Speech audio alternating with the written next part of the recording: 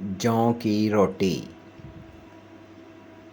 एक गांव में एक गरीब ब्राह्मण रहता था।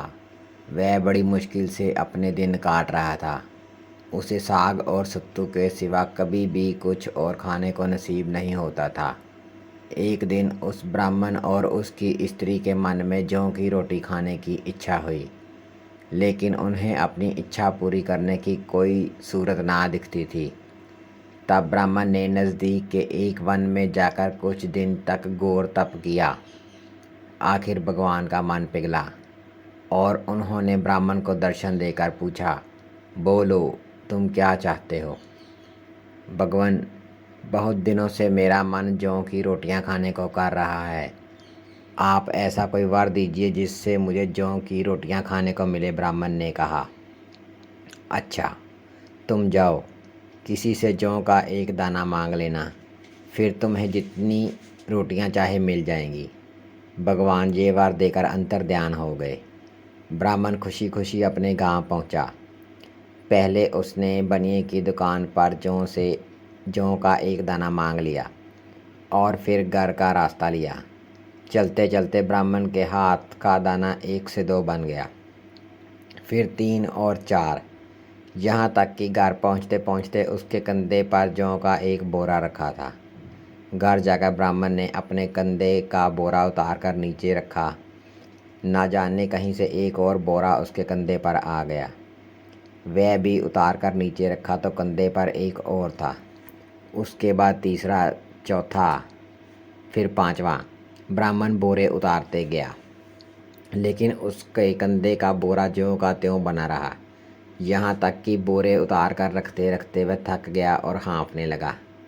आखिर एक दीवार से टिक कर खड़ा हो गया। इतने में ब्राह्मणी वहाँ आई और इतने बोरे देखकर फूली ना समाई। उसने जल्दी से एक बोरा खोलकर थोड़ा सा जौ निकाल लिया और उन्हें चक्की में डालकर पीसने लगी। पीसने के बाद जब उसने आटा निकाल लिया तो देखा कि चक्की में आटा और जौ ज्यों का त्यों है। उसने फिर पीसा और आटा निकाल लिया, लेकिन चक्की ज्यों की त्यों भरी रही। आखिर जब वह पीसते पीसते थक गई और अब और ना पीस सकी तो चक्की वहीं छोड़कर थोड़ा सा आटा लेकर गूंथने लगी, लेकिन यहाँ भी वही हाल हुआ। वह गूंथती गूंथती थक गई, लेकिन आटा ज्यों का त्यों मौजूद था। आखिर वह थोड़ा सा गुथा हुआ आटा लेकर बेलने लगी, लेकिन वहाँ भी वही हाल हुआ। बेलते बेलते वह थक गई, पर आटा वैसा का वैसा ही बना रखा। आखिर वह तवे पर एक रोटी सेकने लगी। जब रोटी अच्छी तरह फूल गई तो उसने तवे से रोटी निकाल ली, लेकिन देखा एक और रोटी तवे पर है। वह रोटी निकालते निकालते थक गई, लेकिन तवे की रोटी वैसी की वैसी बनी रही। गुथा हुआ आटा वैसे का वैसा ही पड़ा हुआ था। चक्की में जौ भी वैसे ही पड़े हुए थे। ब्राह्मण के कंधे पर बोरा भी वैसे ही मौजूद था। इतने में एक पड़ोसन बुढ़िया आग मांगने आई। उसे घर के हाल देखकर बड़ा अचरज हुआ। इतने में उसे रोटियों की ढेरी दिखाई दी। देखते ही वह ललचा गई। उसने एक रोटी हाथ में लेकर एक टुकड़ा तोड़ा और मुंह में डाल लिया। बस, अब क्या था। बुढ़िया चबा चबा कर निकलती गई, पर मुंह में रोटी का टुकड़ा ज्यों का त्यों बना रहा। चबाते चबाते उसका मुंह दुखने लगा। खाते खाते उसका पेट फूलने लगा, पर मुंह में रखा हुआ रोटी का टुकड़ा वैसे ही बना रहा। आखिर बुढ़िया बेदम होकर दीवार से टिक कर बैठ गई और ब्राह्मण को कोसने लगी। मैं नहीं जानती थी कि ये ऐसा भूतहा घर है। मैं तो आग मांगने आई थी। ना जाने ये कौन सी बला मेरे सिर पड़ गई। अभागा कहीं का, बाढ़ में जाए तेरी रोटी, बुढ़िया ने कहा। खूब बोली बुढ़िया, पर मैं किसको कोसूं? मैं किसके आगे अपना दुखड़ा रोऊं?